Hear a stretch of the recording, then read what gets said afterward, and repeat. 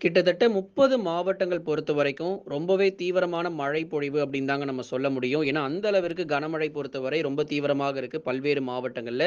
ஆகவே தொடர்ச்சியாக இந்த கனமழை பொறுத்தவரை தமிழ்நாடு முழுவதுமாகவே பல்வேறு மாவட்டங்கள்ல கொட்டி தீர்க்க போது. பெரும்பாலும் இரவு மற்றும் நள்ளிரவு நேரங்கள்ல இந்த பெய்து வரக்கூடிய இந்த மழை பொறுத்தவரைக்கும் மிக அதிகமாகவே பதிவாக போதுங்க. நெறைய மாவட்டங்கள் பத்தி நம்ம நேற்றைய தினங்களிலும் பார்த்திருந்தோம். தொடர்ச்சியாக இன்றைக்கும் பல்வேறு மாவட்டங்கள்ல மழை தீவிரமடையும். ஆகவே நமக்கு வெயில் மட்டும் தான் இருக்கும். மழைலாம் வராதுன்னு மட்டும் தவறாக நினைச்சிராதீங்க. கடந்த நாட்கள்ல எந்த அளவிற்கு நமக்கு வெயில் ரொம்ப தீவிரமாச்சோ, அத விட நமக்கு நல்ல ஒரு தீவிரமான மழையானது பதிவாக தான் போது. காற்றுடன் கூடிய கனமழை, இடி மின்னலுடன் கூடிய கனமழை எல்லாமே உண்டு.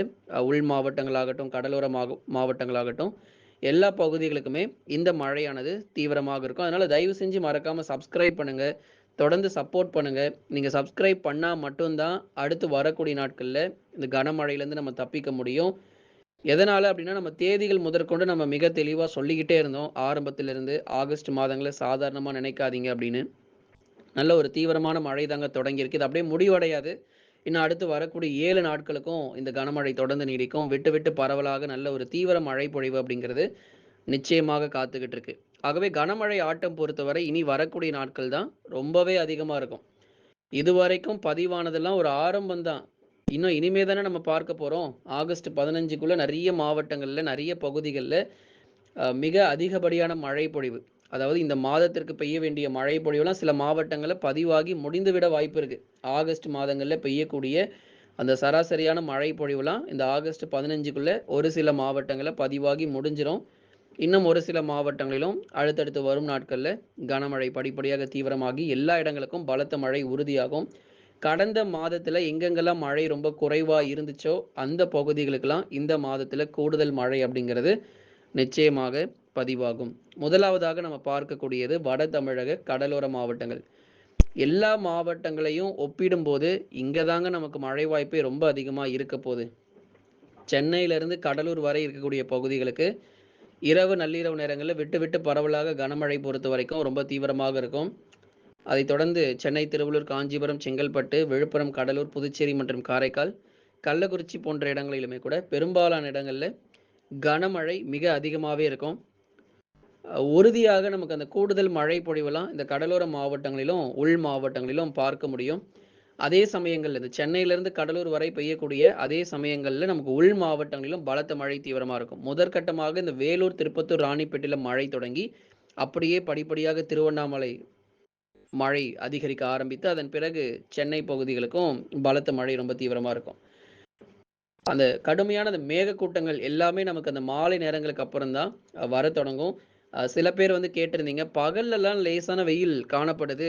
மழை வருவதற்கான அறிகுறியே எதுவும் இருக்க மாட்டேங்குது. ஆனா இரவு நேரங்கள்ல பார்த்தா அவ்வளவு மழை வந்து கொட்டி தீர்த்துருது அப்படின்னும் சொல்லியிருந்தீங்க. வரக்கூடிய நாட்களும் அப்படிதான் இருக்கும். காலை மற்றும் பகல் நேரங்கள்ல சில மாவட்டங்கள்ல அந்த மழை வருவதற்கான அறிகுறியே இல்லாம நல்ல ஒரு வெயில் தீவிரமா காணப்படும். ஆனா நமக்கு பார்த்தா இரவு நேரங்கள்ல அவ்வளவு மழை வந்து கொட்டி தீர்த்திருக்கும். தொடர்ச்சியாக இது போன்ற நிலைமைகள அந்த உள் மாவட்டத்தில அதிகமா பார்க்கலாம். இந்த வேலூர், திருப்பத்தூர், ராணிப்பேட்டை, திருவண்ணாமலை மாவட்டங்கள்லாம் கடும் கனமழை அப்படிங்கிறது ரொம்ப தீவிரமா இருக்கும். திருவண்ணாமலையினுடைய கிழக்கு மற்றும் வடக்கு பகுதிகள் மிக தீவிரமான மழை உண்டு. ஒரு மிக கனமழை எச்சரிக்கை அப்படின்னு நம்ம சொல்ல முடியும். இந்த வேலூர், திருப்பத்தூர், ராணிப்பேட்டை, திருவண்ணாமலை போன்ற மாவட்டங்களில் முதல் மிக கனமழையினுடைய தீவிரம் இன்னும் நமக்கு வந்து காத்துக்கிட்டு இருக்கு.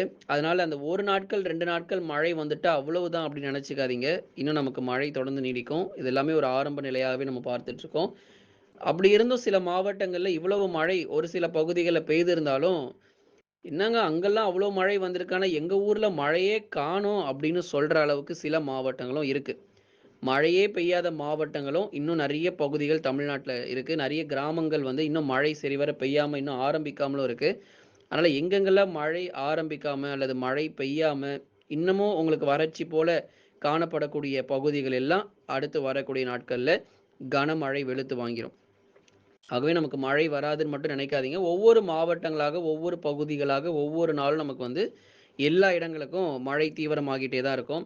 சேலம், நாமக்கல், கரூர், திருப்பூர், ஈரோடு, கிருஷ்ணகிரி, தருமபுரி போன்ற மாவட்டங்களிலும் கனமழை தொடர்ந்து நீடிக்கும். பெரும்பாலும் இரவு நள்ளிரவில இந்த பகுதிகளிலும் மழை வாய்ப்பு இருக்கு. ஈரோடு மாவட்டம் மற்றும் திருப்பூர் மாவட்டங்கள் எடுத்துக்கிட்டோம்னா, ஈரோடு வடக்கு பகுதி, கோபிச்செட்டிப்பாளையம் உள்ளிட்ட பகுதிகள்லாம் நல்ல ஒரு தீவிரமான மழை கிடைக்கும். அதேபோல திருப்பூர் மாவட்டத்தில அவிநாசி, பல்லடம் போன்ற பகுதிகளிலும் பரவலாக நமக்கு கனமழையானது பதிவாக வாய்ப்புள்ளது.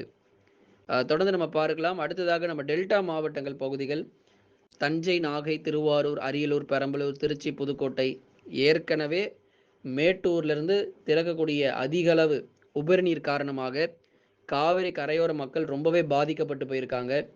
பல இடங்கள் காவிரி கரையோர பகுதிகளில் இருக்கக்கூடிய பல பகுதிகள் தண்ணீர்ல மிதந்துகிட்டு இருக்கு. இப்படி இருக்கக்கூடிய ஒரு சூழ்நிலையில மழையும் வரப்போகுது அப்படின்னா கொஞ்சம் கஷ்டம்தாங்க.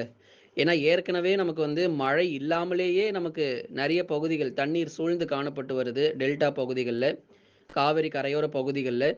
இப்போ இந்த கனமழையும் சேர்ந்து வந்து பதிவாகும் அப்படின்னா, நிச்சயமாகவே ஒரு கஷ்டமான ஒரு சூழ்நிலை தான். இப்போ மிக கனமழைக்கான வாய்ப்பும் டெல்டா மாவட்டங்கள்ல உண்டு. அதுல மிக கனமழை வந்து எங்கெல்லாம் வந்து டெல்டா மாவட்டங்கள்ல பதிவாகும்னா, தஞ்சை, நாகை, திருவாரூர், புதுக்கோட்டை.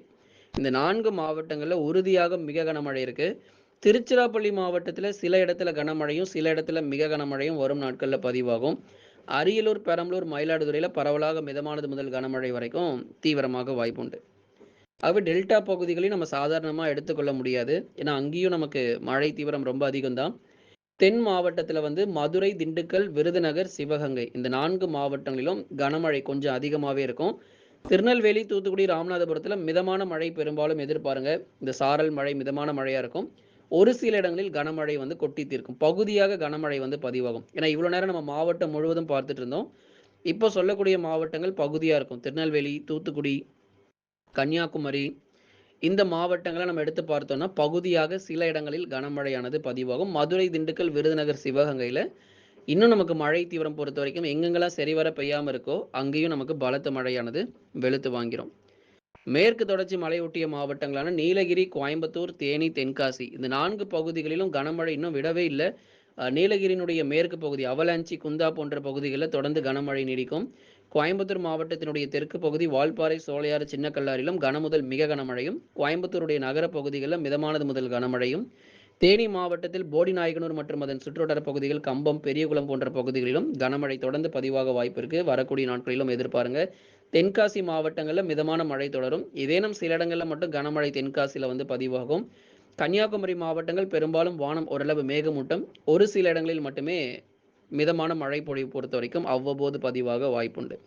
ஆகவே எங்கெங்கெல்லாம் நமக்கு கனமழையும், எங்கெங்கெல்லாம் மிக கனமழையும் ரொம்ப தீவிரமாக இருக்கும் அப்படிங்கிறத மிக தெளிவா நம்ம பார்த்திருந்தோம். கிட்டத்தட்ட 30 மாவட்டத்திற்கு நல்ல ஒரு தீவிரமான மழை பொழிவு தாங்க. அதுல மாற்று கருத்தே கிடையாது. ஆகஸ்ட் 15 வருவதற்குள்ளேயே தமிழ்நாட்டுல கிட்டத்தட்ட 95 முதல் 98% வரைக்கும் எல்லா மாவட்டங்களிலும் மழை வந்து ரொம்ப தீவிரமா பதிவாகிரும்.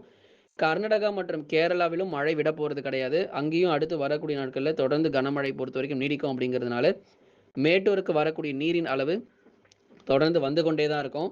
நமக்கு வந்து கர்நாடகாவிலிருந்து திறக்கக்கூடிய உபரி நீர் பொறுத்தவரைக்கும் தொடர்ச்சியாக திறக்கப்பட்டு கொண்டே தான் இருக்கும். ஏன்னா, ஒரு சாரல் மழை பெய்தா போதும். கர்நாடகாவுல இப்ப இருக்கக்கூடிய சூழ்நிலைக்கு ஒரு சாரல் மழை பெய்தாலே நமக்கு நீர் திறப்பு வந்து அதிகமா தொறந்து விட்டுருவாங்க.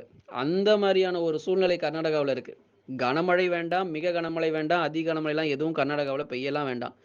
சாரல் மழையும் ஒரு லேசான மிதமான மழை பெய்தாலே நமக்கு அதிக அளவுல நீர் திறப்பு அப்படிங்கிறது பண்ண தான் போறாங்க. ஏன்னா, எல்லா இடங்களும் வெள்ளப்பெருக்கா இருக்கு அங்க. தண்ணீர் சூழ்ந்து காணப்படுது.